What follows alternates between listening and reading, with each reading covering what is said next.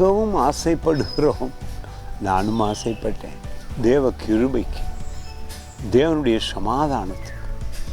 ஆனால் அதை எப்படி பெற்றுக்கொள்ளுவது என்பதுதான் மனிதர்களிடத்திலே, கிறிஸ்தவர்களிடத்திலே இருக்கும் போராட்டம்.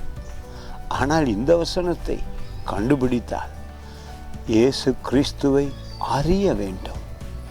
அவரை குறித்த அறிவு, நாலேஜ் உங்களுக்குள் வரும் பொழுது சிலுவையில் என்ன செய்தார் என்பதும், அவர் பூமியிலே வந்து இருந்த காலத்திலே அதிசயம் செய்யும் பொழுதெல்லாம் அதில் எவ்வளவு ஆச்சரியங்கள், சுகம் தங்கி இருந்தது.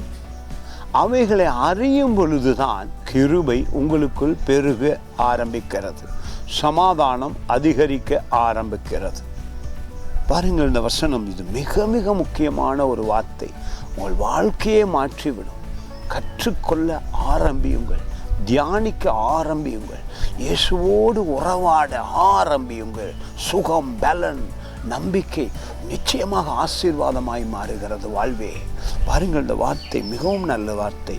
பேதுரு எழுதின பொதுவான 2ஆம் நிருபத்திலே 1 அதிகாரத்திலே 2வது வசனம், தேவனையும் நம்முடைய கர்த்தராகிய இயேசுவையும் அறிகிற அறிவினால் உங்களுக்கு கிருபையும் சமாதானமும் பெருக கடவது.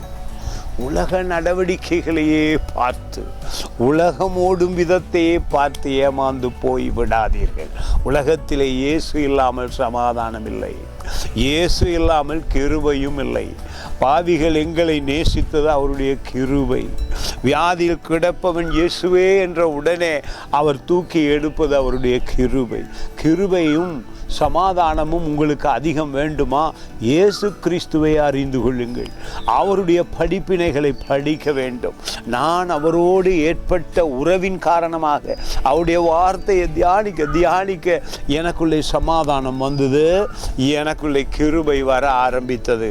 அதன் காரணமாக நான் எங்கு போனாலும் ஆசீர்வாதமாக இருக்கிறேன், வெற்றியாய் இருக்கிறேன். காரணம் அறிவு. நீங்களும் ஒப்பு கொடுத்து அறிவை அதிகரியுங்கள் உங்களுக்குள்ளே. God bless you.